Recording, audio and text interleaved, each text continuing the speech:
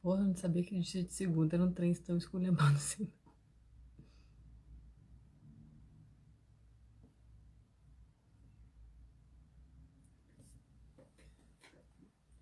Oi, gente! Boa noite pra quem entrou agora. A Bia, Guilherme. Bom, não vou atrasar muito não, embora tenha pouca gente vendo. Quis fazer a live sobre o feminino, uma perspectiva histórica, né?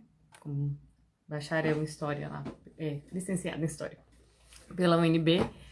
Senti falta nos últimos tempos de me ver representada, né? E ao falar com as mulheres sobre direitos das mulheres, sobre lutas que a gente tem, percebi que as mulheres não estão se conhecendo, se reconhecendo, achando o feminino algo positivo. Eu falei, bom, começar a apresentar, né? Talvez, quem sabe, elas gostem um dia, né? Sintam um chamado para defender as suas próprias causas. E eu falo isso de um lugar, de uma mulher que aprendeu a gostar de ser mulher, que aprendeu a me comunicar como mulher, a me representar e querer cobrar essa representatividade, né? Como mulher feminina. E tudo começa lá na escola, quando a gente começa a dar aula, e a gente vai fazer aquela pirâmide clássica, né? De quem estava lá na sociedade sendo representado. E aí eu sempre começo escrevendo mulher, aí quando todo mundo já notou, eu, gente, eu errei! E os alunos odeiam escrever de caneta e errar, né? E é muito engraçado porque eles falam assim, professora, onde que você errou? Aí eu olhei e falei assim, eu coloquei mulher e mulher não fazia parte, mulher não tinha vez nem voz. E aí as pessoas ficam observando como se mulher fosse algo negativo, ruim. E isso passou a me incomodar bastante. Então, principalmente, muito antes de ser mãe, principalmente depois de ser mãe, eu senti a necessidade mesmo de começar a estudar o feminino de uma forma mais profunda. E isso já são vários anos, já uns 10 anos desde que eu comecei a estudar na universidade. E ter essa necessidade de compreensão histórica e espiritual também dos últimos tempos para cá do que é o feminino. Então, fica marcado sobre o feminino que a gente foi silenciada e apagada. Teve essa história, lamentavelmente, jogada de canto, apagada por um momento de escuridão profunda, que a gente foi atirada e ficou por aí, por isso mesmo, né? Então é triste a gente perceber que quando a gente fala do feminino as pessoas desconhecem, elas não têm interesse, às vezes elas têm medo, às vezes elas têm nojo.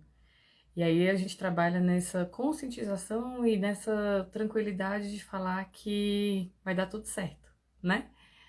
Que você pode confiar no feminino. Tudo começa com apagamento histórico mesmo, é, de você perceber que o jeito que a gente conta história é um jeito para inglês ver, né? Para europeu ver, para pessoas brancas, para pessoas europeias, colonizadoras, que não querem mudar esse viés histórico, que não querem abrir margem para o feminino passar, né? E até tudo bem, a gente vai abrir de qualquer forma esse caminho. Então vamos começar com a aulinha básica.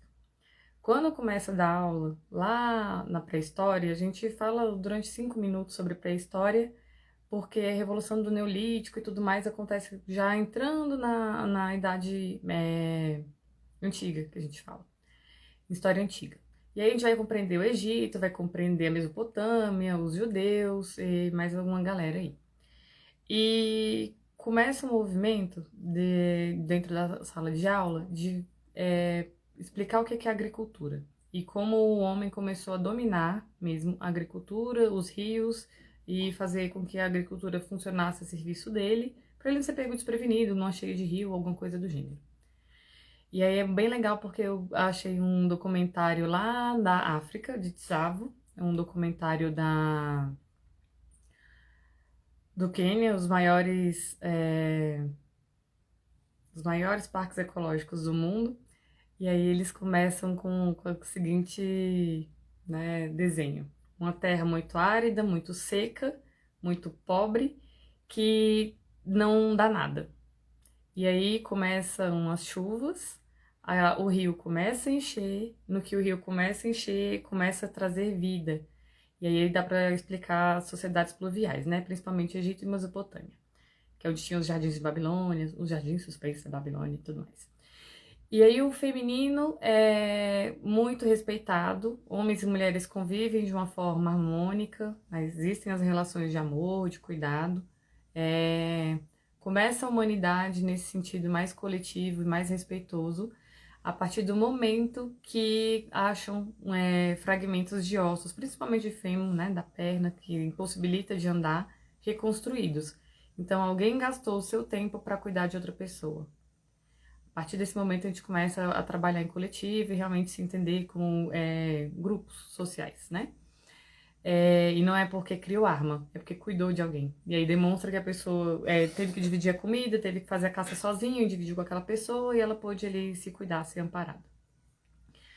Quando a gente começa a olhar a perspectiva histórica do feminino, com esse viés mesmo de mais respeito, né, um olhar feminino, talvez feminista também, para a história, a gente começa a descobrir que muito foi negado, foi silenciado, por um simples motivo, eram os homens, e principalmente brancos e europeus, que escreviam essa história. Então a gente está num movimento muito interessante de ser professor de história, de poder reescrever, poder se reeducar, poder abranger a forma de pensar e poder incluir cada vez mais pessoas, né, no, no grupo da história que se vê representado e começa a ter autoestima. Quando você começa a falar que as pessoas estão nesses agrupamentos humanos e começam a ser dominadas, e a gente está falando de um movimento de muita abundância, né? E aí eu explicava, gente, tá vendo? O rio enche, e aí um monte de gente trabalha. Gente, que monte de gente nos grupinhos pequenos. E conforme eles foram educando o rio a fazer o que eles queriam, né? A usar a cheia e depois começar a manipular aquela água lá, começam a dominar a terra com a agricultura. E aí precisa de mão de obra. E aí é a parte triste da história, que a gente começa a falar dos abusos sexuais que aconteciam com as mulheres, os estupros. E aí ninguém quer falar desse tipo de assunto na sala de aula, porque é denso, porque é triste, porque é punk mesmo, né? Não tem outra palavra. É triste de falar isso. Mas muito das mãos de obra começou com essa história de família, mas a família era para fazer mão de obra, não era realmente para ter aquela história de amor, de cuidado, né? Então, por isso que na pirâmide demográfica a gente fala, observa que começa com a agricultura dando certo, uma alta densidade, as pessoas começam a ter filhos. E até o ano passado eu falava, porque a agricultura deu certo. E, gente, eu tenho uma filha e não é porque, até se eu fosse milionária, a opção de ter filho barra muitas questões da gente. Então, eu acredito que as pessoas tinham muitos filhos porque aconteciam os abusos mesmo. E não tinham controle de natalidade, né? Hoje em dia a gente tem vários controles possíveis, naturais, hormonais, né? Medicalizados ou não. Então, o que a gente percebe na construção da história é que começa essa dominação. Hoje em dia, a Palmeira Margarida, que é uma professora e perfumista lá do Rio de Janeiro, ela começa a dar um nome de dominação neolítica. E ela fala que as pessoas começam a dominar tanto a terra quanto o corpo das mulheres. E aí eu sempre dou os exemplos, como estou dando aula para adolescente, das pessoas começando a plantar e como começa essa dominação da terra. E aí eu falo que eles estão começando a dominar, começam a juntar dinheiro, começam a organizar os povos e vai começar a mudar o que eles chamam de período do cálice, né? E aí o cálice é esse feminino que guarda a água é fluida, né? Ela fica no formato que precisar. E começa a vir a sociedade da espada, porque antes era igualitário e agora tem disputa. E aí isso começa a ter mudança até no panteão dos deuses. Então sobraram, graças a Deus, muitos deuses, né? As representações, os bonequinhos, né? As estátuas. E antes, quando o feminino era respeitado, quando o feminino era realmente honrado, como a grande mãe terra, como a Pachamama, como eu via os indígenas lá na aldeia conversando, um respeito pelo ciclo do sol ser masculino e a terra, a Pachamama, por uma simples observação, eles conseguiram ver que a Terra era feminina, tinha os contornos mais arredondados, a simbolização, os símbolos, né, imagéticos, até desde a época do homem nas cavernas, era realmente do feminino ser mais arredondado, aquelas Vênus, né, que a gente via que eram sempre corpulentas. E é muito interessante perceber que isso não se perdeu. As pessoas guardavam essas estátuas, ainda bem conseguiram guardar. Por quê? A gente começa a observar que o feminino era arredondado, representado pela ciclicidade, e aí era a questão da mulher ter as fases, né, da ovulação, depois do descarte do óvulo, da menstruação. Ela tinha esse tempo mais respeitado, que ela ficava mais introspectiva. Eles observavam as fases da lua. Até hoje, se você conversar com uma pessoa mais velha, ela vai usar o ciclo da lua até hoje para poder plantar. Então, tem a época até para os banhos, né? Banho, defumação. Tudo você vai usar para colher aquelas ervas na época. Vai fazer sabonete para poder dar mais, para poder render sempre na lua cheia. E para poder banir, poder diminuir na lua minguante. E acompanhar as marés do rio, acompanhar essa ciclicidade. E a mulher, como gerava a vida, como gerava as crianças, era respeitada, era honrada. E a partir do momento que começa a trocar o movimento do cálice, que é mais matriarcal, que não é das mulheres mandarem nos homens, e as pessoas conviverem em uma certa harmonia, sociedades, né? Várias sociedades que vivem o transbordamento, a beleza, o respeito, onde ninguém passa fome. E tudo isso começa a ser substituído pela Sociedade da Espada, que aí pela Riane, que escreveu O Cálice e a Espada, vai denominar que a sociedade vai se tornar mais bélica, mais para guerra. E aí começa o movimento de você desrespeitar o cíclico, o feminino, em nome dessa produtividade, dessa produção agrícola, desse acúmulo de bens, de capital. E aí, quando a gente começa a estudar realmente Idade Antiga, né, que aí é Egito, é Mesopotâmia, são os judeus, né, os israelenses, todo esse povo que ficava ali muito próximo, ali no norte da África, até chegar na Grécia, né, que já é Europa, tinha um grande comércio de conhecimento, um grande comércio de mercadorias, e essas pessoas trocavam muito. E aí a gente estava com as deusas sendo muito respeitadas, e começa o movimento de não, vamos juntar capital, vamos, não com esse nome, né, o que eu tô fazendo é falar errado, de falar capital, mas das pessoas se organizarem para mudar, para não ser mais um respeito às deusas. Antes as pessoas tinham, conforme a gente tem os oratórios hoje, as pessoas tinham os fogos, e aí eram as deusas ligadas ao fogo, tinha lá as deusas da floresta, tinham as deusas dos mares, né? A gente tem um pouco, talvez, disso ainda vivendo hoje, a galera de tradições afro-brasileiras,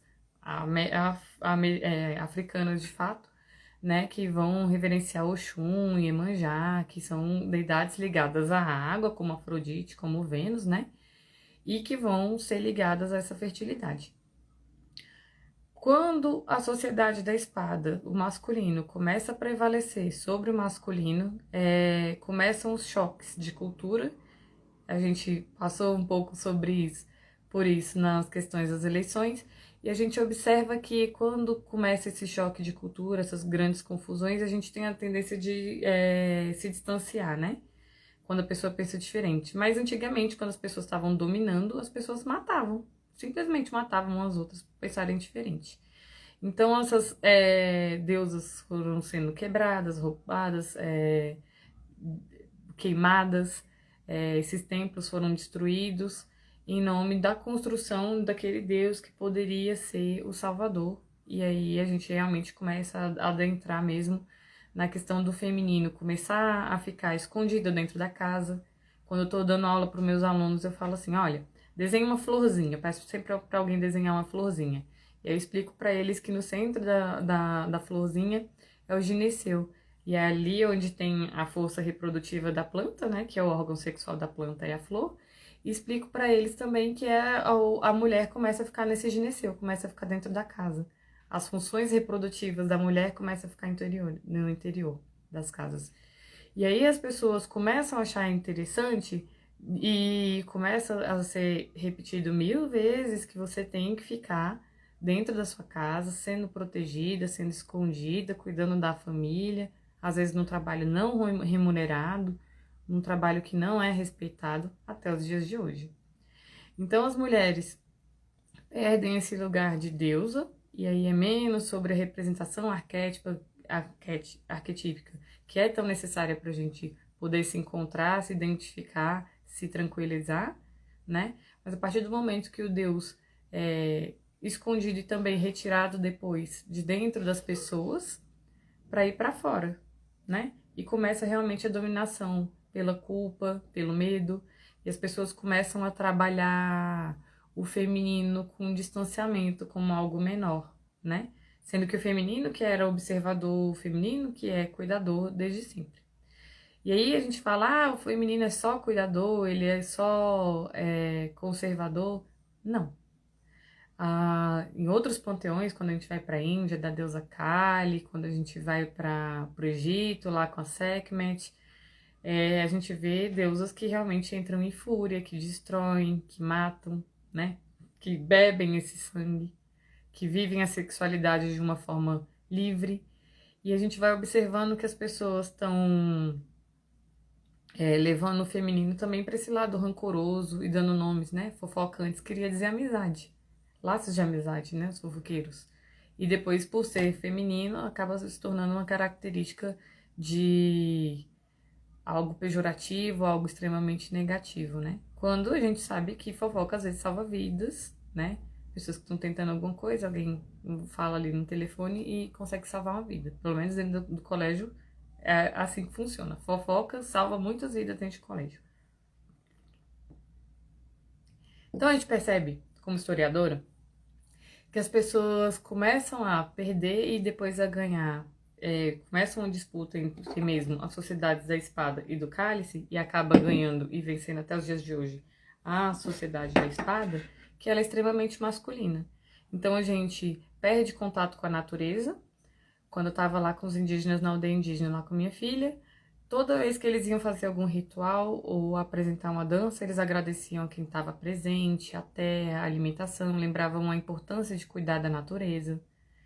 Então, quando o sistema é mais feminino, mais igualitário, e aí eu tô falando, não são todas as etnias que trabalham assim, mas a gente entende que quando a gente está na sociedade do cálice, a tendência é que o feminino seja respeitado e a natureza seja respeitada. Ela não vai para um grau de exaustão que pesa, que prejudica, que não faz bem para ninguém. Quando a gente começa a observar que a natureza está sendo destruída, violentada, que as mulheres estão mal cuidadas, que as pessoas estão fazendo fome, é uma vitória da espada. E a gente fica preocupado com o futuro da humanidade quando a gente fala assim, gente, vão esperar destruir tudo para perceber que desse jeito não tá legal? E eu vejo as pessoas muito preocupadas também em observar se as mulheres vão querer uma revanche, né? Vão querer ser feministas como se isso fosse sinônimo de machismo, que não é verdade, ou observar que elas vão querer ganhar mais e mandar nos homens, quando isso também não é de nenhum interesse de nenhuma mulher. O que nós queremos é respeito, é poder contar as nossas histórias, poder ver esse retorno da deusa, né, que tanto vai fazer bem para as mulheres se espelharem, tomarem consciência do próprio corpo, dos próprios ciclos, porque a gente fala do sangue menstrual e tem muitas pessoas que têm nojo, que têm medo, que acham fedorento. Quando a gente está falando de um sangue que, se fosse bem cuidado, né, de fato, e respeitado os ciclos, não traria dor. As mulheres teriam uma saúde menstrual melhor durante a menstruação, um tempo de descanso. Elas poderiam ficar dentro da casa delas, se organizando para poder descansar, refletir, intuir. As pessoas poderiam, dentro do feminino, se a história pudesse ter sido recontada, acredito que seja esse movimento que vai acontecer, da ciclicidade ser celebrada. Então, vai começar a existir um tempo para o descanso, vai começar a existir um tempo para as pessoas ficarem resguardadas. E esse sangue que começou a ser sagrado lá depois do Cristo que ressurge, como um sangue do divino que nem não existe, né? Ele ressurgiu e foi embora, volta a ser das mulheres. O sangue do divino começa a ser das mulheres que vão poder plantar a lua, que é uma prática que as mulheres têm de poder plantar o sangue na terra, poderem se conectar, poderem fazer pedidos, poderem honrar esse sagrado feminino, se organizarem de uma forma melhor, né? O que as pessoas querem é equidade, dentro dessas diferenças poderem ser respeitadas. Quando a gente está dentro da academia, lá na faculdade, quando a gente está dentro de uma sala de aula, a gente toma muito cuidado com as falas que a gente tem para não desrespeitar. E aí a gente fala, olha, a igreja realmente teve um papel muito forte em proibir que as pessoas pudessem continuar acreditando em várias outras deusas. Quando a gente está dentro da escola, a gente não está criticando a igreja católica nos dias de hoje. A gente está falando de movimentos históricos que aconteceram. E aí é a condenação da mulher, né? Eu acredito que se Cristo tivesse vivo, Jesus, né? Ele não seria cristão nos moldes de hoje, porque ele respeitava as mulheres. E o que a gente vê é um profundo desrespeito, né? A violência de todos os tipos, né? Psicológica, moral, financeira, sexual.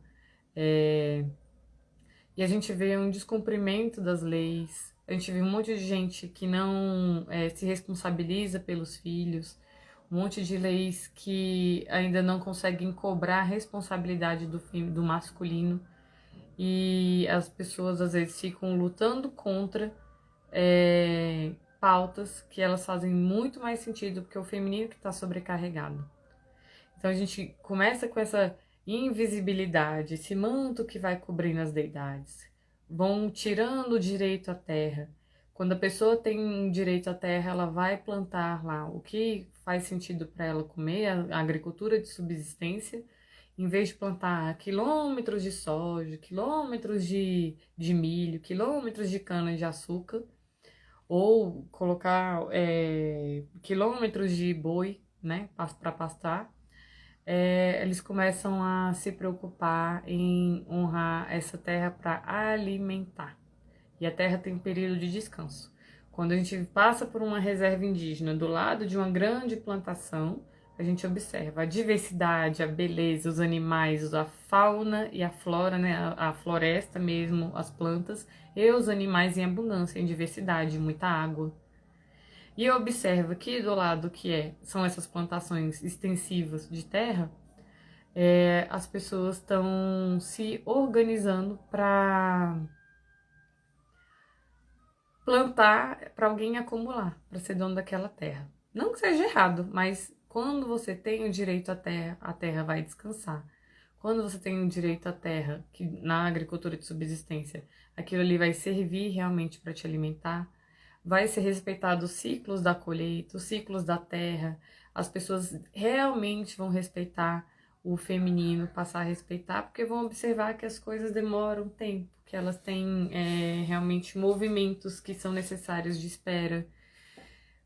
Quando a gente entra para falar de sagrado feminino ou desses temas femininos historicamente, a gente observa que foi feito todo um silenciamento das deusas, todo um silenciamento dos donos da terra, porque aí começa a Idade Média, Deus é só masculino, o par dele, que seria a terra ou qualquer que fosse esse par, é totalmente apagado, totalmente silenciado, e as pessoas ficam observando tudo isso como se fosse um movimento natural. Então, na Idade Média, começam a colocar um Deus que culpa, que pune, que fica cuidando da sua vida. Você tem que trabalhar muito, desrespeitar, não poder comer, se alimentar direito, em nome de um Deus, homem, que ainda faz você ir para a guerra para proteger um senhor feudal que tem cada vez mais terra. Então, as coisas começam até a perder um sentido, que depois que você começa a pensar que poderia ser diferente, você observa que a história era só um viés masculino de contar um jeito de acumular, de se dar bem, de dominar, né? E quando a gente fala do feminino, né, que seria essas sociedades do cálice, matriarcais, a gente observa que poderia ser construída uma história onde as pessoas são mais livres, elas plantam o que elas querem, têm filhos com quem elas querem, vivem relações que fazem sentido para elas, já que você não tem que acumular, você não tem que se preocupar em o outro não ter para você ter. Começa a ter mais equilíbrio, que seria o nome mais correto. Quando a gente entra dentro da sala de aula e fala desse apagamento, eu apago lá o nome das mulheres e as meninas ficam chateadas. Né, professora, a mulher não tinha voz, não tinha chance. Eu falei, não tinha, infelizmente. Elas já acham interessante e falam, olha, eu conto a história por uma perspectiva que ela não é única. A história ela foi escrita durante muito tempo de uma forma e agora a gente está tendo a oportunidade de aprender a dar aula de uma forma diferente e vocês de aprenderem a história de uma forma diferente. Aí eu começo com o vídeo da Chimamanda, aí eu coloco lá o vídeo do perigo de uma história única, que é uma história que desumaniza, uma história que invisibiliza, é uma história que massacra, né? E começo a contar a história de uma perspectiva agora que vai ser de falar, as mulheres passaram por muitas violências, sim, lá no passado, e elas não estão afim de revanche. O que nós queremos é respeito sobre os nossos corpos, sobre os nossos locais que são ainda, infelizmente, necessários que sejam divididos, né, entre masculino e feminino, nas cadeias, nos banheiros. E a gente está falando de lugares na história de realmente poder ser mulher e o corpo da gente não ser julgado, a gente não ficar com o discurso da Barbie que pareceu tão atual, né, lá no filme, de uma boneca que tá surfando aí na onda feminista, né? Mas de observar que a gente é muito cobrada. O tempo todo a gente tem que ter peso, tem que ter forma, tem que ter uma independência. E assim que os homens conseguem ali na Barbilândia, né? O Ken lá do filme, tomar conta, eles tomam tudo de novo para eles. E a mulher volta a ser esse objeto. Então o movimento da história, pelo menos por agora, eu observo que vai ser de recontar a história do feminino por essa perspectiva mais respeitosa, mais abrangente, contando que existiam as deusas e as deidades femininas, que existe a possibilidade da Terra ser uma porção dividida igualitariamente, que os filhos passem a ser mais do coletivo, e que isso é bom, que isso não é prejudicial, que a gente não vai precisar se proteger, matar, ter arma. Esse poder bélico todo cai por terra quando o feminino realmente passa a cuidar, né? E a gente volta na história lá do osso, que a primeira pessoa cuidou da outra. E isso é o primeiro símbolo de humanidade. Uma pessoa que pode ficar em resguardo, que pode ser cuidada, a criança que pode ser alimentada, a criança que é educada, a mulher que é respeitada. Isso acaba, lógico, favorecendo a ideia dos homens, que passam a ser cuidados também, que passam a ser protegidos também. E aí a gente percebe que no Renascimento, a gente passou ali pela pré-história, vai para a Idade Antiga, começa a Idade Média, que está no meio, né? E passa para o Renascimento, que talvez seja esse resgate, né? Talvez porque eles manipulassem ali, de alguma forma, os conteúdos do feminino que tinham sido escondidos por algumas ordens, né? Mais secretas. Então a gente começa a ver a Vênus de Botticelli renascendo no mar, a gente começa a observar Leonardo da Vinci pintando Maria Madalena, representando o cálice, a gente começa a observar algumas deidades sendo representadas, porque eles já viram que a necessidade de Deus não precisa ser única de uma única pessoa, né? Começa a voltar um pouco da razão, mas aí talvez essa razão não seja bem razão, não. Seja o reconhecimento de que o feminino tem vez, tem voz, tem necessidades, tem necessidade de pertencer.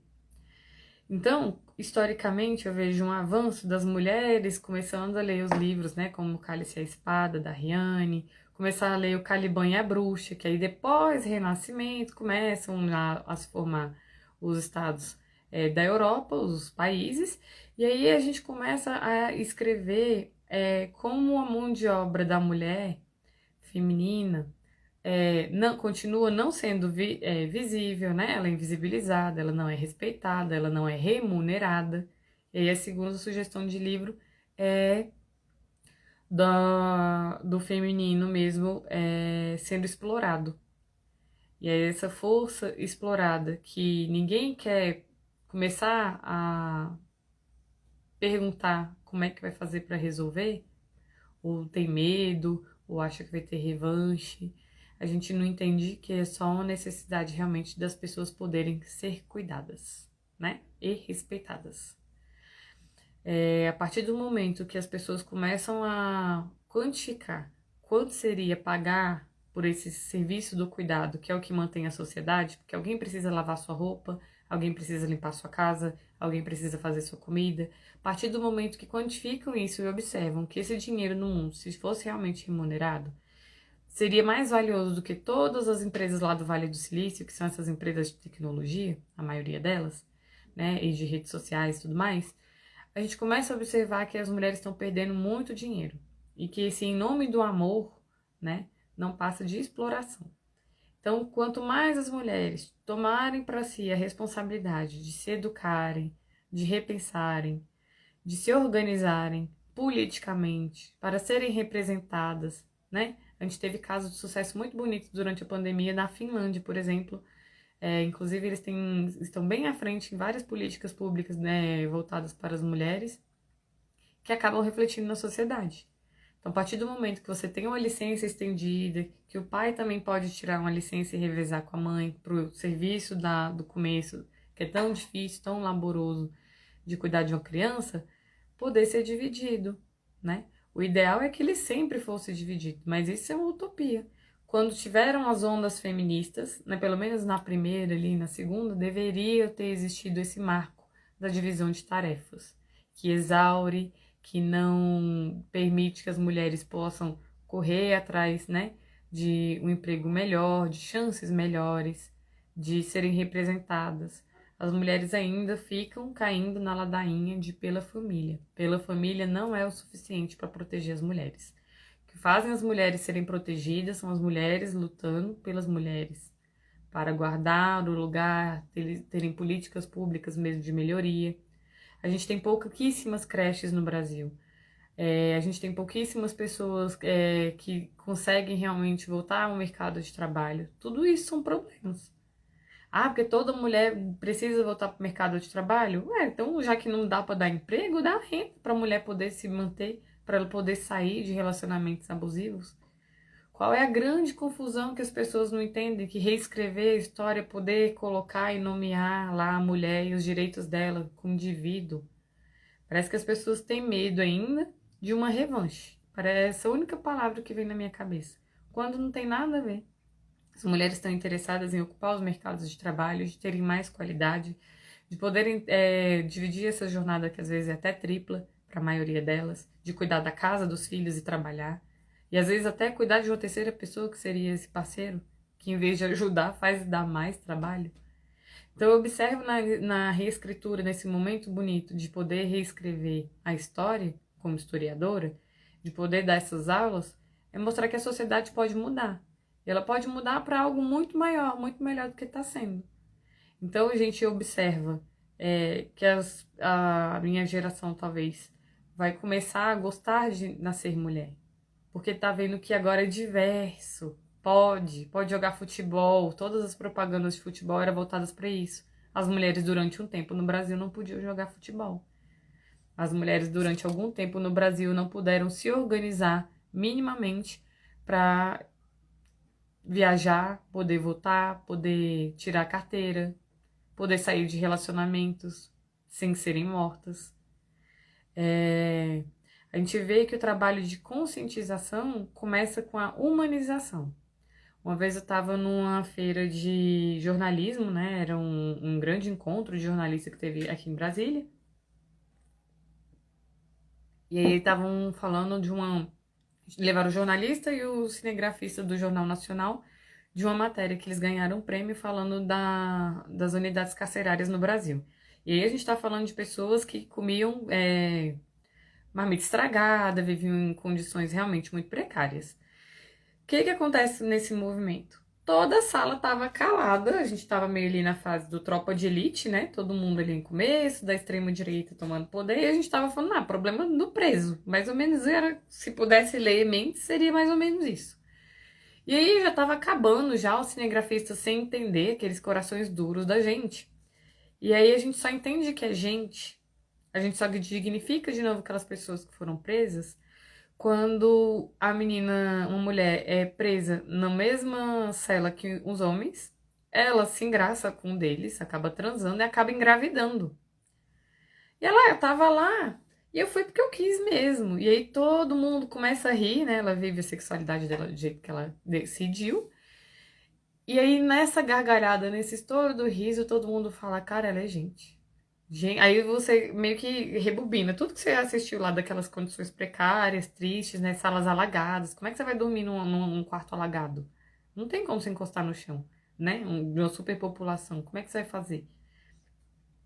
Então, a partir do momento que a gente humaniza, aí o cinegrafista que estava lá conseguiu falar. Ele falou assim: a gente conseguiu explorar o lado humano da matéria.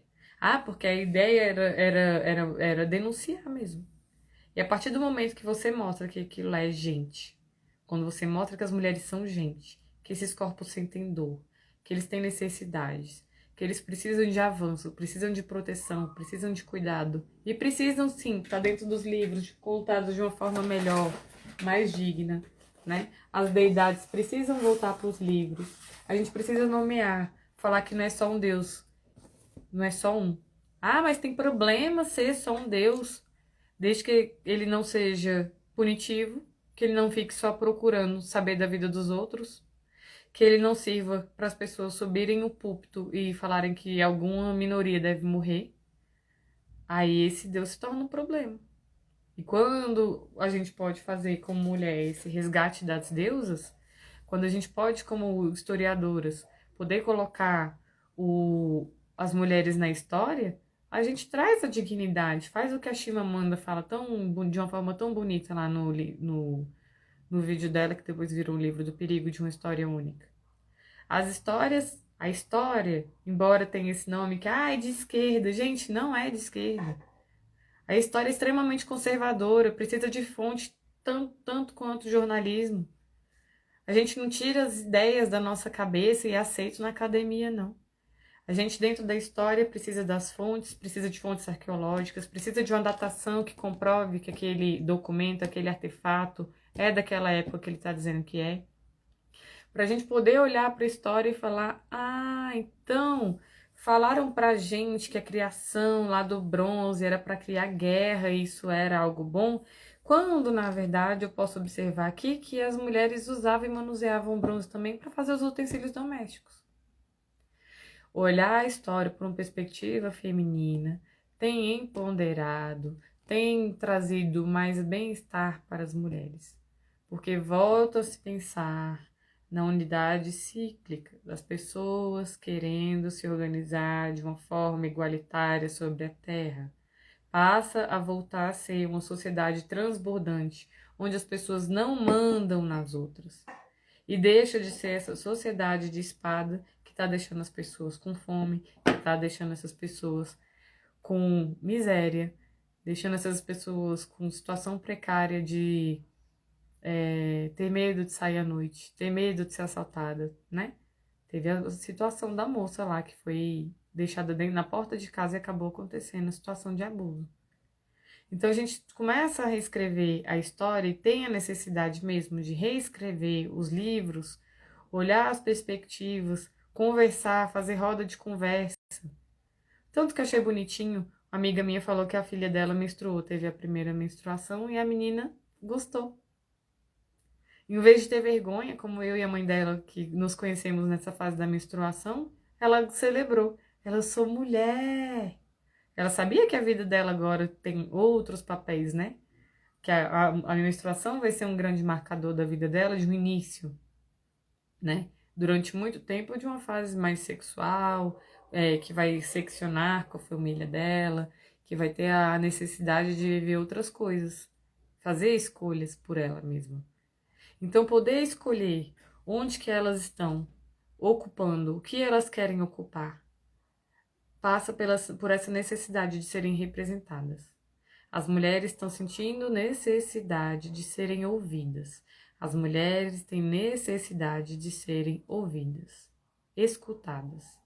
Elas, as necessidades delas, das crianças, que as mulheres que vão cuidar e cuidam dos idosos também, que cuidam dos homens também. Então, antes que vocês se preocupem achando que o culto ao feminino exclui, fiquem tranquilos. O culto ao feminino vai incluir. Em vez de excluir, de banir, de segregar, ele vai ser gregário.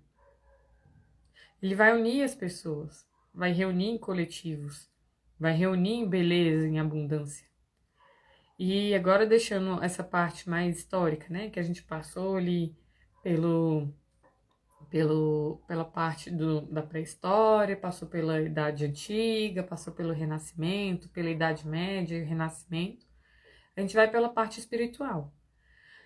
As mulheres têm necessidade de se enxergarem novamente como criadoras e não criaturas somente. Quando as mulheres passarem a se ver novamente e a sociedade começar a enxergar novamente as mulheres como essas fontes que imprimem na matéria, já que é a mulher que gesta, mas elas imprimem também tantas mulheres que não gestam e levam vários projetos sociais de cuidado com os animais, com os cachorros, com os gatos. Quantas mulheres não cuidam de asilos, de creches, né, de orfanatos? Quantas mulheres não cuidam em hospitais? Se não é a maioria que cuida. Então, que a gente consiga ficar nesse lugar de cuidado, sim, mas consiga principalmente ser bem remunerada, ter cargas de trabalho que permitam que a gente também descanse, além de cumprir a nossa jornada que pode ser dividida. Então, o pedido que o feminino talvez clame, que eu perceba muito essas necessidades das mulheres se conhecerem, é uma necessidade das mulheres se verem representadas, de às vezes precisar de entrar em coletivos de sagrado feminino, como eu também já fiz parte, para poder conhecer e falar, nossa, então não é só isso. Além de eu ter todo o meu nome apagado historicamente, todos os meus lugares silenciados, todas as picuinhas que criam, né, os papéis de gênero e fazem eles ter conflitos, né, a gente com os homens, agora tá a questão agora com os trans. Na verdade, nada disso seria necessário se as pessoas respeitassem os locais das outras. Então, eu vejo uma necessidade mesmo de falar do feminino para as pessoas entenderem que as mulheres estão querendo simplesmente terem mais equilíbrio, poderem voltar para as histórias delas, para os momentos e ciclos delas, poderem cuidar das pessoas e da natureza e deixar talvez que esse masculino tão poderoso comece a abrir espaço para que o feminino também se veja representado, se veja nomeado, se veja nos livros, que aí as próximas gerações vão gostar de ser mulher, né? Não vai ter aquele, o chá de bebê, e aí descobre que é mulher, a pessoa fica triste. Algumas histórias muito tristes de pessoas que demoram até para receber o nome, porque nascem menina, nascem do sexo errado, do segundo sexo. Quando a gente começa a entender o feminismo, esses movimentos tão bonitos de observar a mulher e poder contar a história por essa perspectiva, a gente observa a necessidade que a gente tem de viver e ter esperança que o feminino cuide melhor do planeta. Melhor do que tá cuidando agora, né? Que a gente tá nessa sociedade da espada. Então, nesse movimento de poder olhar os livros didáticos e poder reescrever, nomeando o que realmente aconteceu em cada fase. Nomear e falar e dar poder, e poder ouvir, principalmente ouvir. As mulheres sentem muita necessidade de serem escutadas. De poder voltar a ter paz e harmonia, poder ter abundância, poder as pessoas viverem com mais tranquilidade. A reescrita da história vai passar por esse momento de reconhecimento de muitas fontes que foram negadas, né, pela igreja principalmente, muitas fontes que vivem achando aí essas ânforas com livros, né, que são bibliotecas, cadernos de couro desses monges. E quando esses documentos forem achados, a gente achar lá o Evangelho segundo Madalena, segundo Tomás. E aí a gente vai observar que Maria Madalena não era prostituta. A gente vai observar que as outras deidades traziam movimento realmente de introspecção no coletivo, de cuidar da terra, de devolver uma parte para a terra daquilo que foi colhido, e talvez às vezes a melhor parte, para poder seguir esse ciclo, né, de, de bonança, já que a prosperidade volta para a terra. E a gente observa também, como historiadora, a necessidade da gente ter escritas mesmo que ajudem a gente, né, de conscientização. Então ali eu coloquei o Mulheres que Correm com os Lobos, da Clarice Pinkola Estés. Um livro muito bom, seja lá qual for a fase do feminino que você estiver vivendo, se você for um jovem, donzela, se você for uma mulher, ou sábia, estiver se encaminhando para ser anciã, uma bruxa, né? Uma mulher sábia, que bruxa significa mulher sábia, você poder passar por todos esses ciclos com muito respeito e com amadurecimento. Ele é escrito por uma psicóloga junguiana, a gente fala sempre para a gente, a pessoa ler em capítulos, ler em voz alta, para as histórias que estão lá poderem reverberar dentro da gente e a gente ficar tranquilo. Então é um livro grande, não é denso, às vezes é mais legal ser lido em grupos de leitura.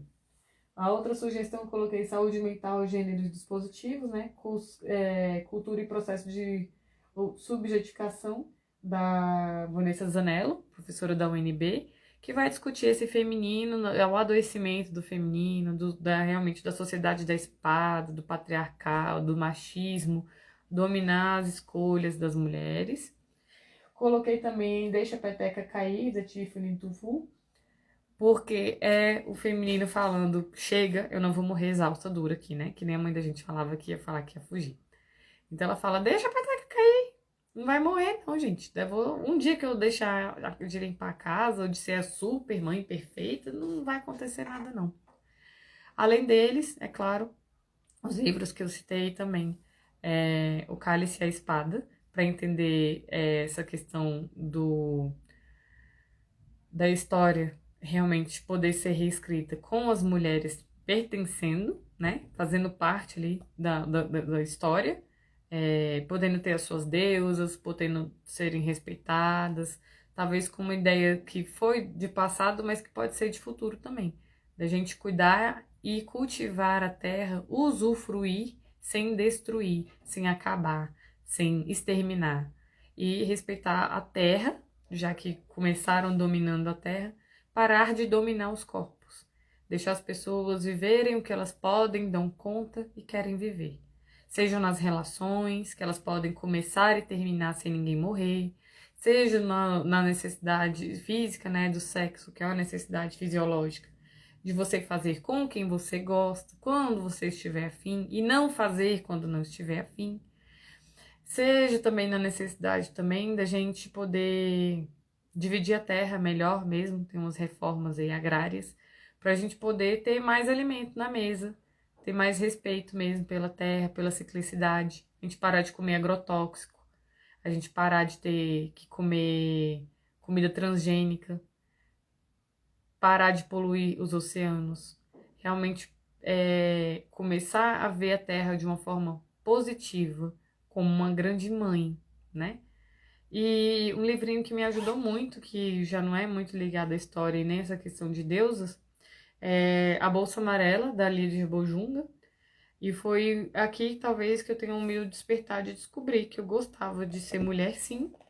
Talvez eu não goste de ser